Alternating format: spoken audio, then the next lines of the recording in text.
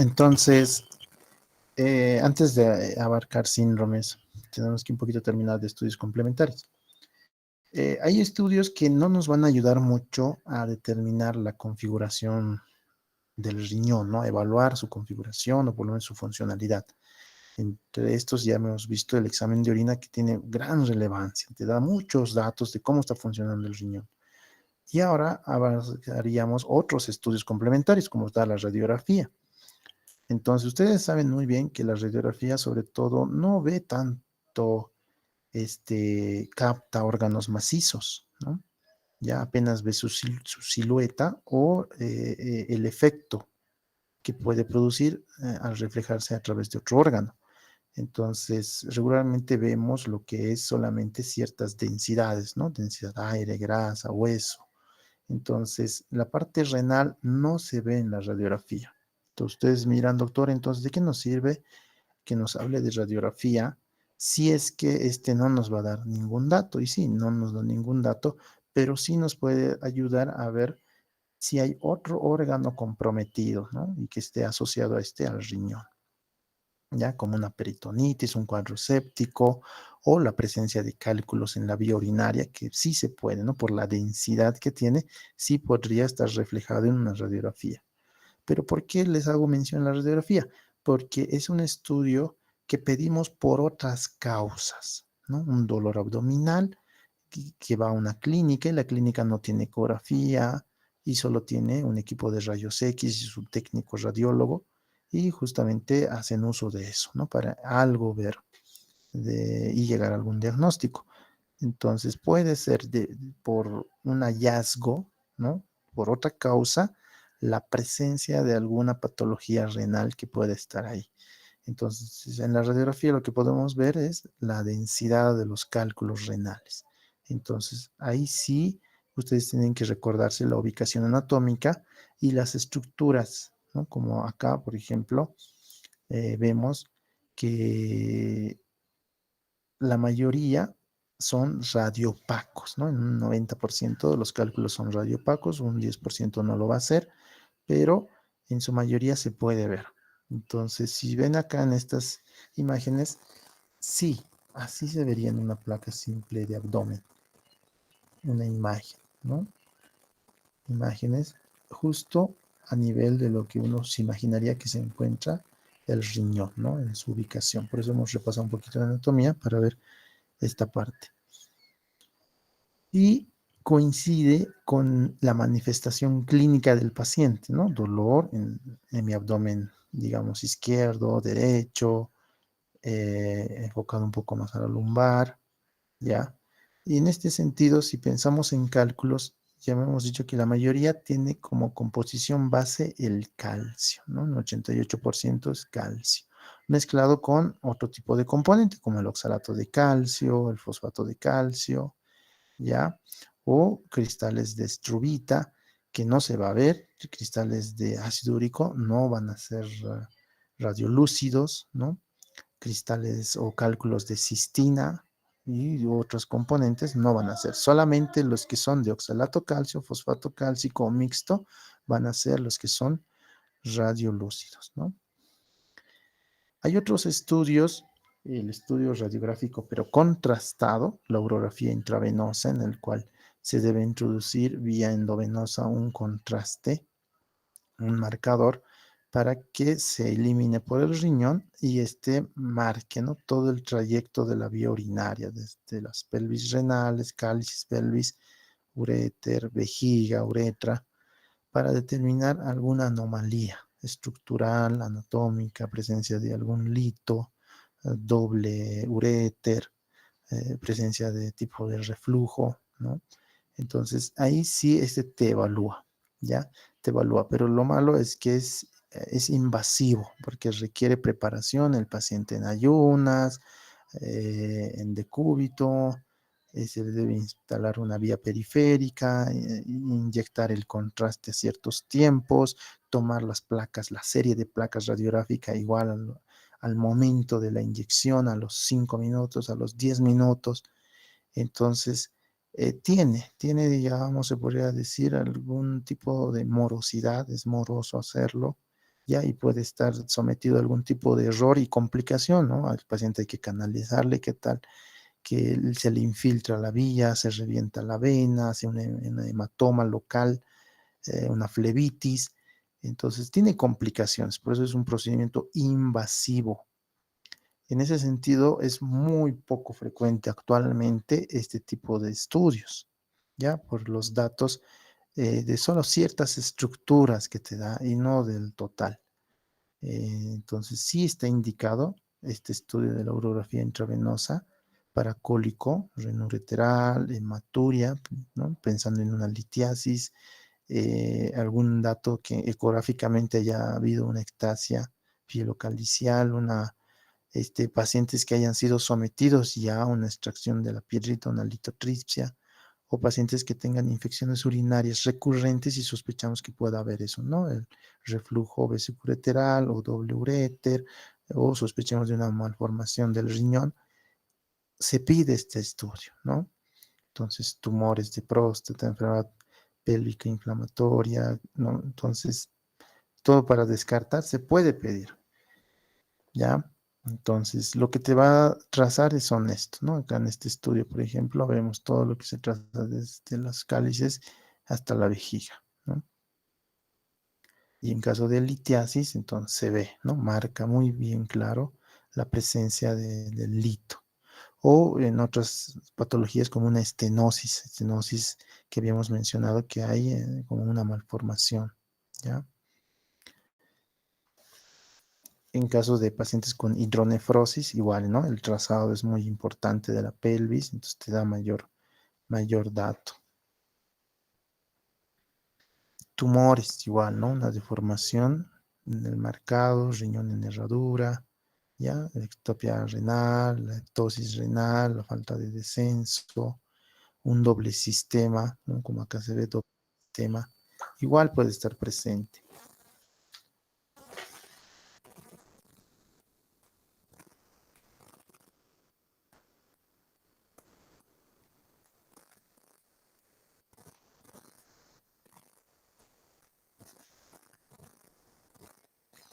¿Ya? Lo mismo, ya siendo menos invasivo en la parte, digamos, del contraste venoso, se usa un contraste, pero por la vía ascendente. Entonces hace una instalación de una sonda vesical y por la sonda se instila, ¿no? El contraste para poder visualizar bien, ¿no? La uretra, la vejiga, o hasta a veces mediante una cistoscopía, y luego de la cistoscopía se inyecta a nivel de los uréteres los contrastes. Es otro procedimiento invasivo, pero de la vía urinaria, ¿no? Igual que requiere primero preparación. El paciente tiene que no tener una infección urinaria, lógicamente, no tener algún trastorno de coagulación, tiene que tener estudios de serología viral negativo, ¿no? Seronegativo, y se debe preparar el equipo, ¿no? Y el urólogo tiene que participar, ¿no? Hace falta de un especialista para poder realizar este tipo de estudios y poder visualizar nuevamente lo mismo que hemos visto anteriormente, pero por la vía retrógrada, ¿no? Ya también desde la vejiga para arriba, ¿no? Y te dan los mismos datos, ¿ya?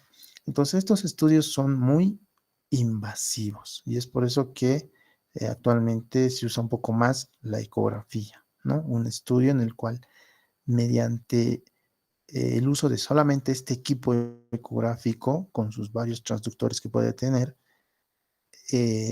darte, digamos, un panorama más amplio de cómo está trabajando el riñón y cómo van sus complicaciones.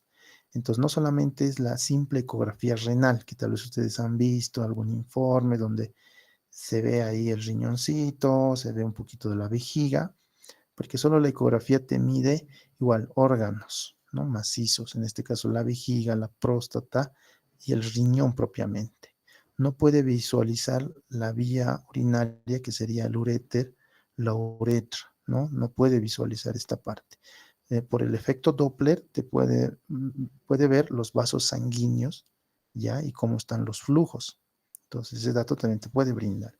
Entonces, por la parte de nefrología, usamos la ecografía para ver primero estos valores de cómo está el riñón, la corteza, el tamaño, su morfología, la distribución de la corteza y la médula, pero también usamos para ver si es que en su funcionalidad no hay datos de complicaciones. ¿Cómo qué complicaciones? Como si hacemos una ecografía pulmonar, ver la presencia de líquido en el espacio pleural.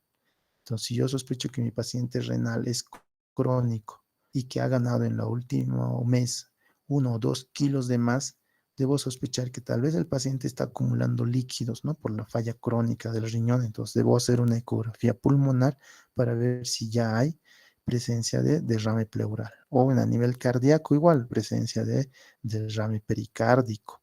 O y cómo está trabajando el corazón, porque un riñón que no elimina líquido aumenta la precarga, entonces aumenta el trabajo cardíaco y el corazón tendría que estar ya presentando una especie de crecimiento, ¿no? De cavidades auricular, izquierda, ventrículo izquierdo, o si el paciente ya tiene algún antecedente de patología hepática, tal vez hay crecimiento de cavidades derechas.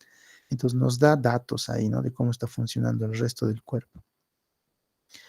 En pacientes que ya están haciendo diálisis, se les confecciona mediante una cirugía la fístula, ¿no? La unión de la arteria y la vena a nivel del pliegue del codo o a nivel de la arteria radial en la muñeca para verificar el diámetro de los vasos, ¿no? Eso lo hace el cirujano vascular y verifica si realmente el paciente tiene el calibre adecuado de estos vasos para el desarrollo de la fístula, que es la manera en la cual conectamos el cuerpo del paciente con falla renal terminal a la máquina de diálisis, ¿ya? Mediante la fístula. Pues es la mejor opción, ¿ya? La ecografía vesical, ¿ya? Para ver cómo está, la ecografía de la próstata, ¿ya? Y de los vasos femorales, porque hay situaciones en las cuales el paciente hay que instalar un catéter, ¿no? La forma de conectar el cuerpo de un paciente renal terminal a la máquina de diálisis es mediante un catéter o una vía central que puede ser instalado mediante la técnica de Seldinger a nivel de aquí, de la vena yugular interna, o a nivel de la vena femoral, ¿ya? Entonces, en ese caso, la mayoría se hace ecodirigido, sobre todo la femoral, porque es profunda. Entonces, regularmente a la primera no se la encuentra, a menos que estés realmente adiestrado. En cambio de la yugular sí es, pero es un poco delicado, porque es una zona, como es el cuello, basta un pequeño hematoma, puede cortar la vía respiratoria, ¿no? Desviar la tráquea, la sensación de disnea en el paciente y puede el paciente angustiarse, ¿no? Y se necesitaría una cirugía para poder drenar si es que el hematoma es importante.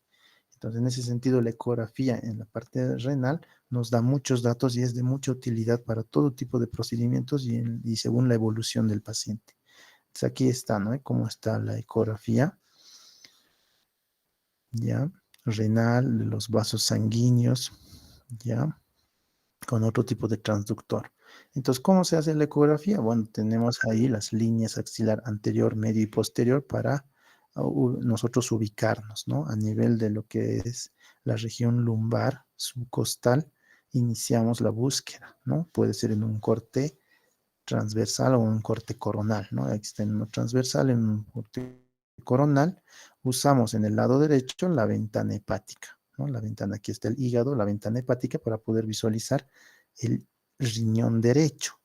¿Y qué esperaríamos encontrar? Un riñón, ¿no? De tamaño promedio 12, 6, 4 habíamos mencionado, y una corteza de más o menos más de 10 milímetros, y que la coloración, les voy a decir, pero el término correcto es la ecogenicidad. La ecogenicidad hepática debe ser similar a la ecogenicidad de la corteza renal. Ambas deben ser similares.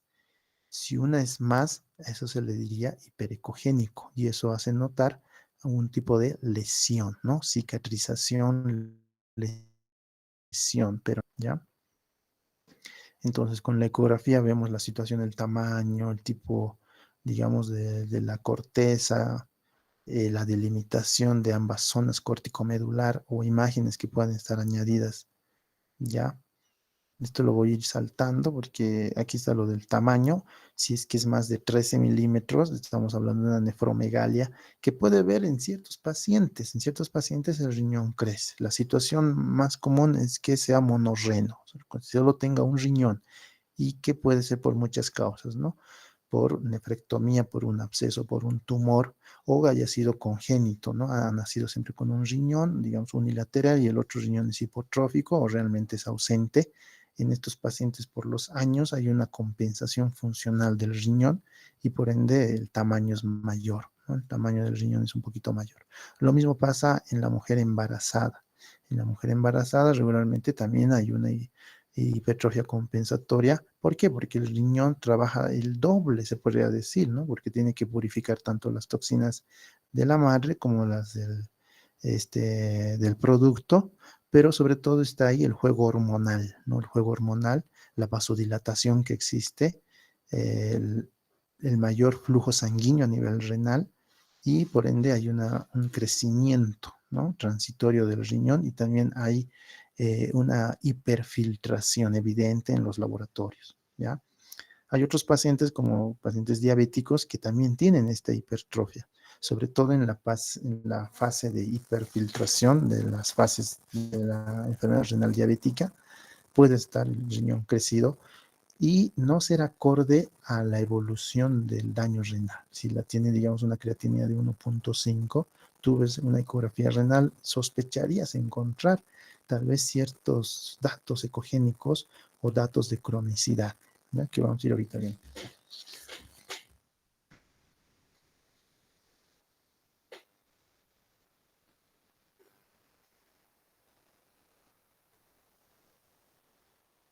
Bueno, la relación córtico-medular, este debe tener por lo menos más de 10 milímetros, ¿ya? Más de 10 milímetros. Y puede variar todos estos datos si es que la persona está embarazada, su estado de hidratación, la edad, la estatura del paciente, si es que si es monorreno, ya les mencioné, si es que consume tabaco o no, ¿ya? Todo esto puede variar. Entonces, esta es la ecografía renal, donde vemos lo que es el parénquima y el seno renal. Entonces, desde a partir del seno renal hasta la corteza, debe medir más de 10 milímetros. ¿Ya? Mide menos, ya estamos en una hipotrofia renal. El tamaño del riñón también, si es menos ya de 9, 8 centímetros o 90, 80 milímetros, ya también está considerado como una hipotrofia renal, ¿no? Y es propio de pacientes renales crónicos, ¿no? Aquí está en un corte transversal, corte coronal, ¿no ve? En algunos casos se suele ver las pirámides renales, ¿no? Como acá se ven las pirámides renales, sobre todo en riñones de pacientes jóvenes, ¿no? Menores de 15 años, esto es normal el hallazgo. El parénquima renal derecho, un poco más hiperecogénico, si ustedes notan, este es el hígado, y esto tiene un poco más, se podría decir, es más brilloso, ¿no? Más claro que la superficie del hígado. Entonces, esto ya se podría decir que es un riñón, primero, con corteza hiperecogénica, una relación córtico-medular alterada. Miren, no se nota la diferenciación de la corteza y médula, no como esto o como esta, ¿no? Que aquí sí se nota la diferenciación. Entonces, en acá no. Y el tamaño parece también reducido, ¿no? Tamaño reducido, entonces es paciente crónico. Podemos visualizar algunas anomalías, ¿ya? Duplicación del sistema colector, hipertrofia de las columnas de Bertin, defecto de la unión, una joroba del dromedario, que son anomalías de la forma, ¿no? Anomalías de la rotación, lectopia, malrotación, ¿ya? Agenesia, hipoplasia, todas las malformaciones que habíamos visto en la parte de Kakut, aquí las vemos, ¿no? Una duplicidad, una columna en el medio, aquí una columna de Bertin igual como una muesca, ya que puede ser una tipo de malformación, pero no necesariamente es patológico, ¿no? Un defecto de una unión, ¿no? Aquí, lobulaciones fetales, que es frecuente en niños encontrar esto, ¿ya? Una pelvis dilatada, fíjense, en forma de un tridente, esta zona hipocogénica, sería la pelvis renal ya dilatada, ¿ya? El riñón en herradura, donde no se logra visualizar el riñón, está fuera de su sitio y uno de los polos no es visible, ¿no? Uno de los polos no está visible porque está unido al otro riñón y solo ves casi como medio riñón, ¿no? Y fuera de su lugar, ¿no? Esta es una hidronefrosis en distintos grados, fíjense, dilatado, dilatado. ¿Y cómo va?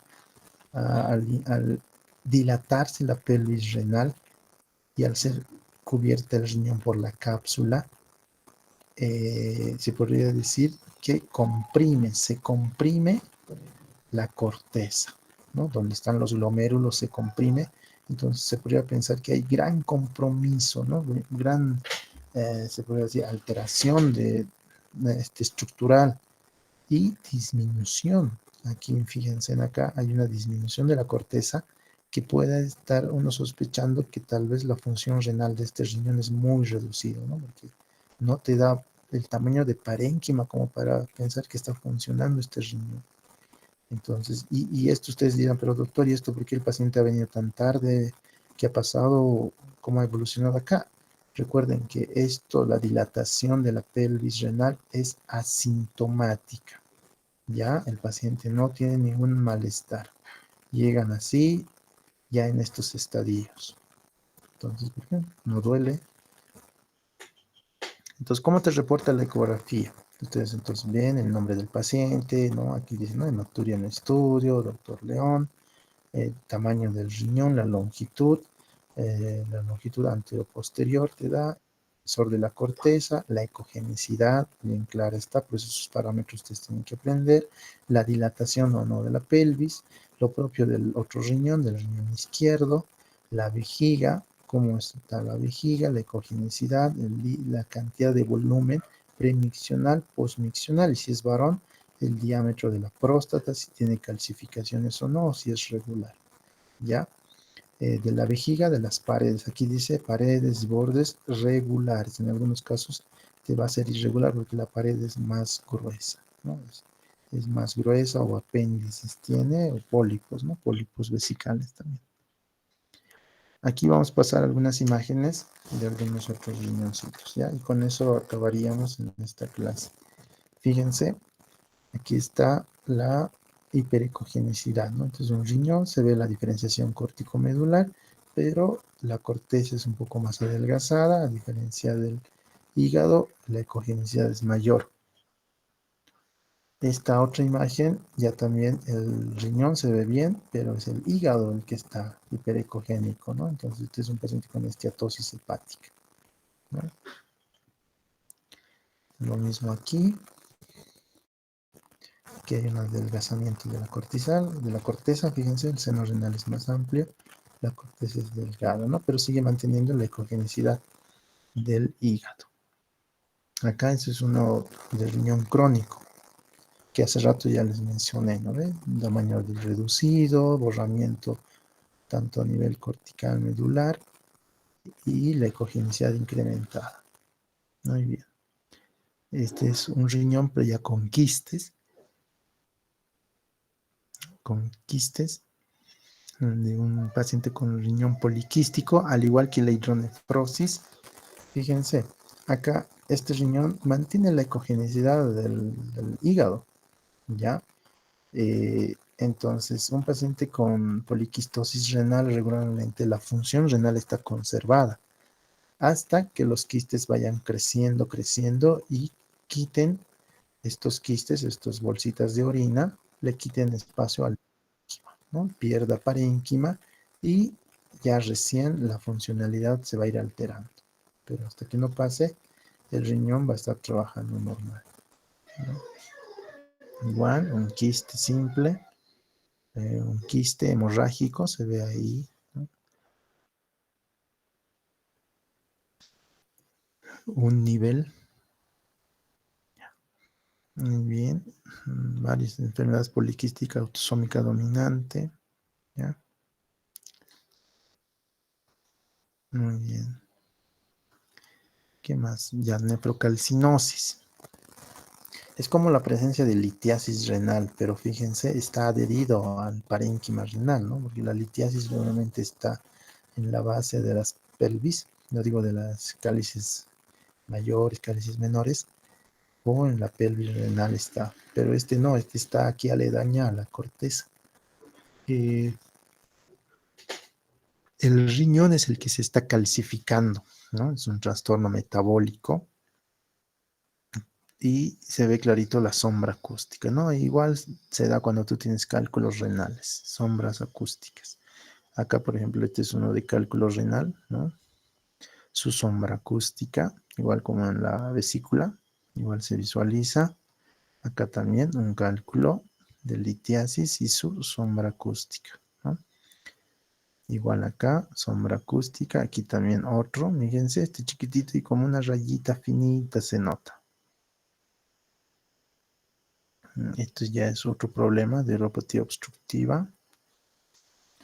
Bueno, eh, estos son estadios de la hidronefrosis. Ya estadio 1, donde se conserva todavía el tamaño renal, seno renal, ya solo hay cierta dilatación, ya. En el estadio 2 ya la dilatación es un poquito mayor, casi 1 centímetro, ya. Esta es ectasia. Estadio 1, ya es esto en estadio 2, hay una mayor dilatación, esta dilatación del uréter proximal, ya en su otro corte, ¿ven? En un estadio 3 donde ya el riñón se deforma, ya no se mantiene la misma, ya hay una alteración también del tamaño de la corteza. En un estadio 3 y 4 ya prácticamente la corteza ya no hay, ¿no? Entonces la funcionalidad de este riñón ya debe ser nula. Tumores, los tumores igual pueden ser visuales. Los más frecuentes, el angiomiolipoma típico es lo más frecuente que hay, ¿no? Y así se reporta como una imagen hiperecogénica a nivel de la corteza, ¿no? Que sobresale un poquito a nivel de la cápsula renal. ¿Bien?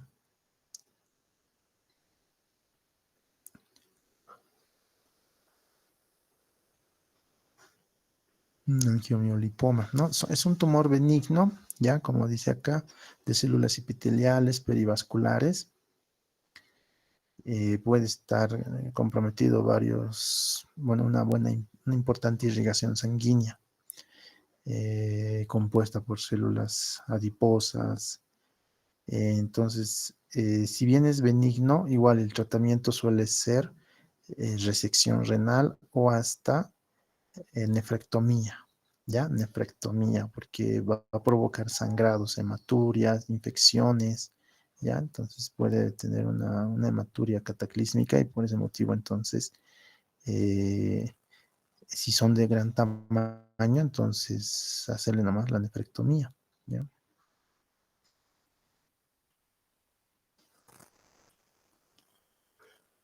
Acá lo mismo. Varios mioangiolipomas, ¿no? Angiolipomas. Carcinoma de células renales, sí, este sí es maligno. Ya regularmente igual se requiere nefrectomía y continuar con quimioterapias, radioterapias. Ya, y para este tipo de tumores, miren, hay una gran deformidad de las estructuras anteriores que hemos visto. Fíjense, hay una gran deformidad. ¿Ya?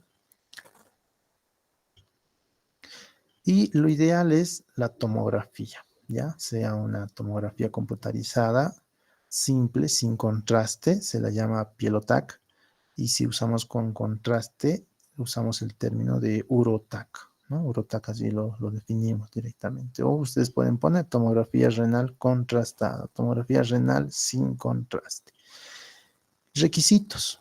Bueno, si tú quieres una mayor definición de las estructuras del diagnóstico, tú estás llevando, puede ser hasta litiasis, quistes, hidronefrosis, sospecha de tumores, tú solicitas, ¿no? Solicitas o sospechas que tenga un riñón en herradura, entonces tú solicitas una tomografía con contraste. Este es el estudio ideal para estudiar la morfología, la forma del riñón. Pero el requisito es tener funcionalidad renal. Entonces, el requisito es que tú lleves un estudio de creatinina en sangre, lo más actual posible a la fecha del estudio de la tomografía con contraste, y que esté dentro de parámetros normales, ¿no? 1.2, menos de 1.2, 1.08 tendría que estar, porque si es que está entre 1.3, 1.4, para que te hagan ese estudio es la aprobación del nefrólogo, ¿no? El nefrólogo tiene que dar pase de realizar ese estudio con contraste. ¿Por qué sería malo un estudio contrastado para el riñón? Bueno, por eso mismo. Los pigmentos, el contraste radioactivo es nefrotóxico. Y en un riñón ya con daño renal no va a poder eliminar, ¿no?, la parte tóxica del contraste, y puede haber, digamos, mayor disfunción renal, ¿no? Mayor lesión del riñón. Y si tenía una creatinina 1.4, después del estudio con contraste, tal vez la creatinina suba a 2, a 3 y requiera diálisis, ¿no? Una diálisis aguda hasta que se resuelva el cuadro y recién el paciente ya vuelve, ¿no?, a su vida regular. Entonces, en ese sentido, eh, eh, la tomografía renal con contraste, requisito, hasta para cualquier tomografía con contraste en sí, requisito es estudio de función renal, ¿ya? Hay pacientes que con función renal se han hecho tomografías con contraste, pero no les han avisado las recomendaciones después del estudio con contraste, sobre todo en población de riesgo. Yo tuve un paciente de más o menos 72 años de edad, cardiópata. El cardiólogo le pidió que se haga una coronariografía. Entonces, para eso se necesita contraste. Le hicieron el estudio, pero al paciente no se le dijo que tome bastante agua, ¿no? Y por su edad, pese a que tenga creatinina de 1, por su edad hay un desgaste, ¿no? Ya hemos hablado de un desgaste de la funcionalidad renal. Entonces el paciente tenía que haber tomado bastante agüita como para poder miccionar adecuadamente y que no ocurra ningún daño, pero el paciente no ha consumido líquido, y a los 3 días la creatinina se subió a 4, la urea se subió a 180. Entró a diálisis, ¿no?, de urgencia en el hospital de clínicas, ¿ya? Eso.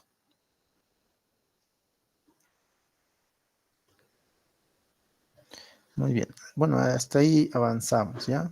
Luego vemos lo que es estudio complementario de biopsia renal. Muy bien. ¿Algunas preguntas? ¿Tienen algunas preguntas?